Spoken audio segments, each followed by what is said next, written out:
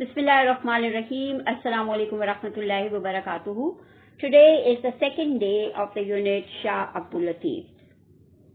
We had already studied the first three aspects of his life, and now we come to the fourth aspect, which is youth. Young Latif had a very sensitive mind. While he was only a boy, he started composing poetry. His admiration for the beauty of nature filled his heart with the love of God. In 1713, the Sufi poet married with Bibi Sahiba Begum.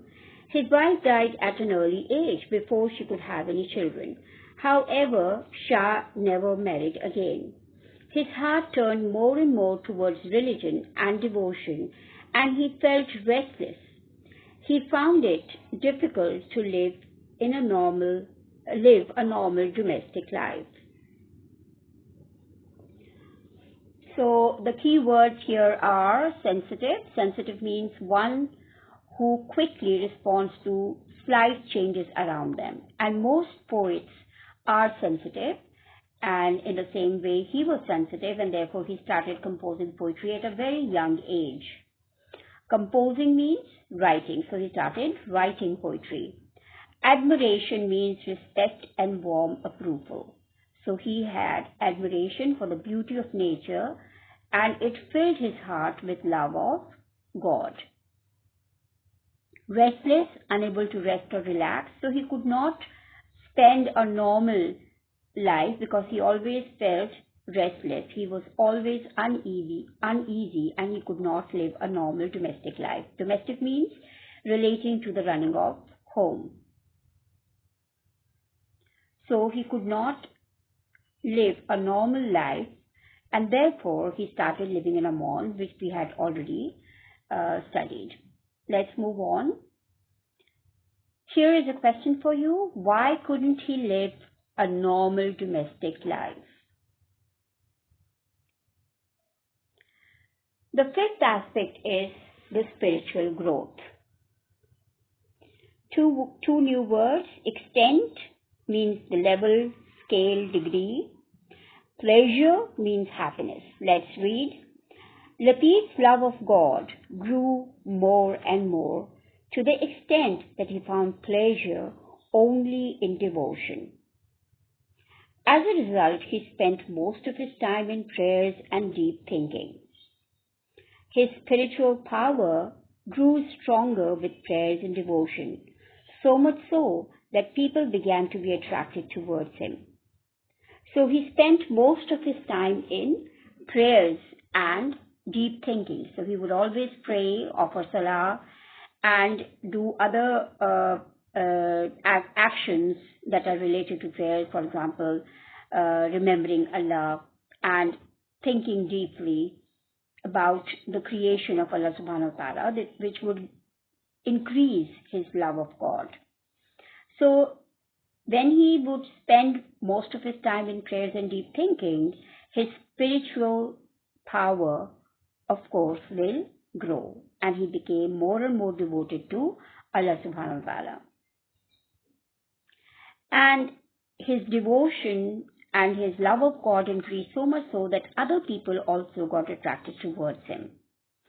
Anyone who came to him was strongly impressed by the gentle ways, and his followers increased day by day. Because of his good personality, because of his devotion to God, and you can see that if he's writing poetry, so his language would have been very polished, and he knew Arabic and Persian very well along with Sindhi, so people, of course, would have loved him. Close to the mound on which Lal Latif came to live is a natural lake. His poetic nature loved the calm atmosphere. He would spend much of his time sitting on the bank of this lake. As he sat there, he prayed to God and sometimes composed verses in his praise. So this was how he would spend his time. He would look at the lake. He would admire the creation of Allah subhanahu wa ta'ala. He loved the calm atmosphere of the lake, and he would spend hours sitting and looking at nature and in his heart remembering Allah subhanahu wa ta'ala. And as a result, he was ready to compose verses in praise of Allah subhanahu wa ta'ala. Now, here is a question for you. How did he spiritually grow? How was it reflected in his poetry? The sixth aspect, death and remembrance. Let's look at the new words first. Mausoleum, that is shrine, represents, is a symbol of. Dome, a rounded vault forming the roof of a building or structure. Purity, it has to do with cleanliness. Dignity, worthy of honor. Commences, starts. Let's read. Shah Latif died in 1752 on the mound where he had lived. He was buried on the same mound. It is said that one day he ordered the musicians to play music. They played continuously for 3 days. When they stopped playing, they found the poet dead. A famous king of Sindh, Shah Kalhoro, was so devoted to him that he built a grand mausoleum over his grave. The lovely white dome of the shrine represents the purity and dignity of Latif. His devotees collected his poetry, and this collection is called the Risalu of Shah Abdul Latif.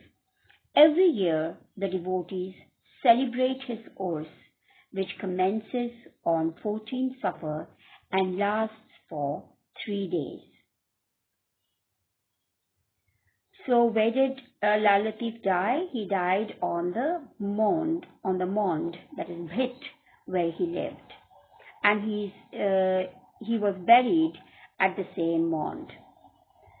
And what happened before his death? He asked his musicians to play music, and they played continuously for 3 days, and when they stopped playing, they found the poet dead. So during those 3 days, he must have died, but nobody had noticed because they were busy playing, and they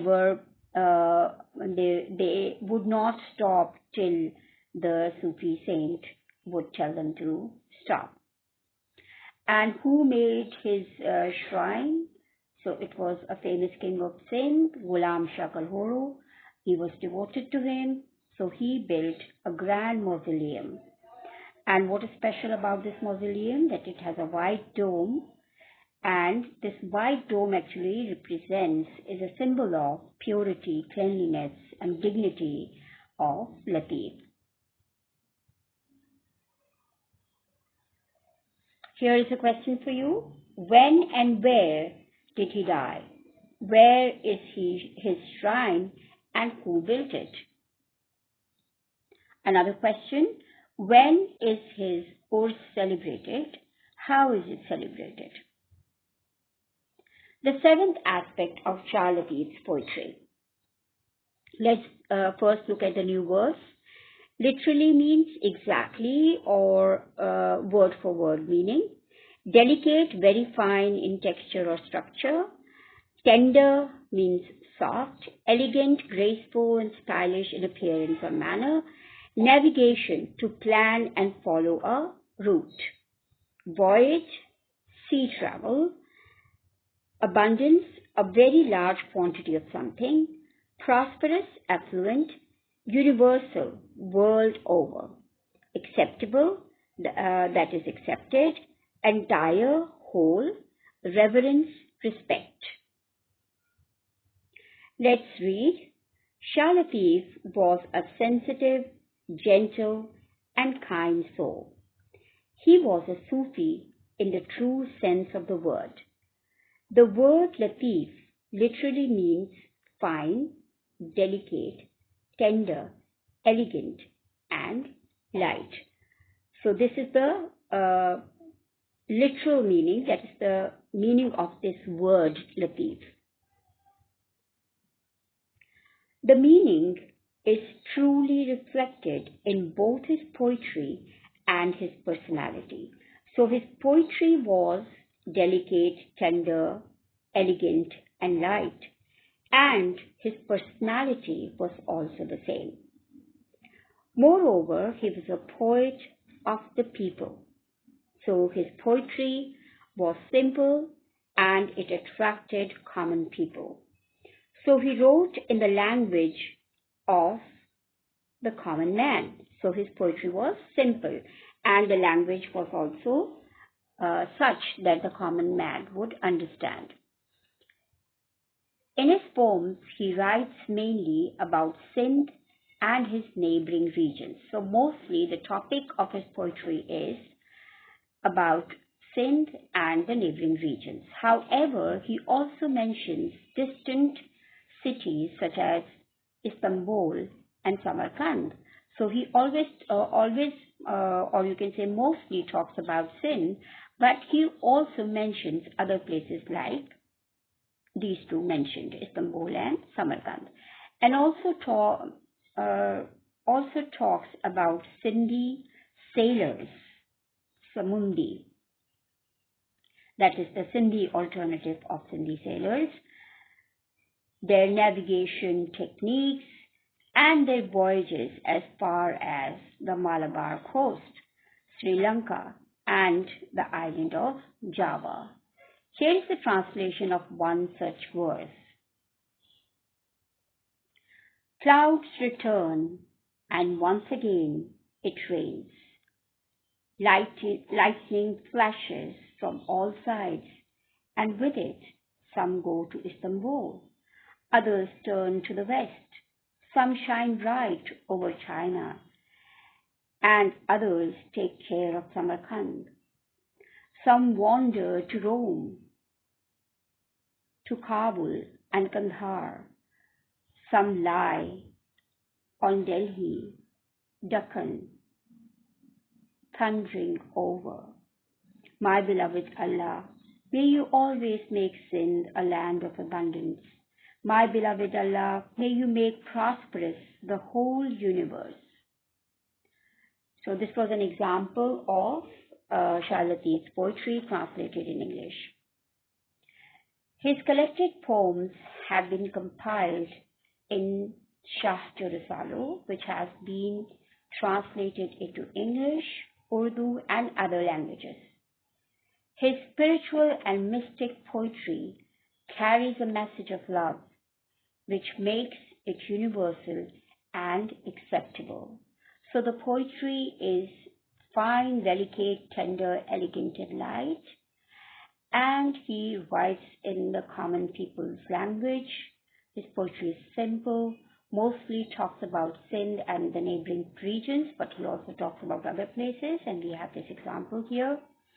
And the collection of his poetry is called Shah Abdul, and this Shah Abdul has been translated to English, Urdu, and other languages. His poetry is spiritual and mystic, and it carries the message of love, which makes it universal and acceptable to the entire human race. So everyone accepts it because it is the message of love. Shah Abdul Latif Bhittai is and always will be remembered for his great poetry with love and reverence. Here is a question. What is Shah Abdul? What do you know about his poetic style? That's all for today. Jazakallah. Allah Hafiz.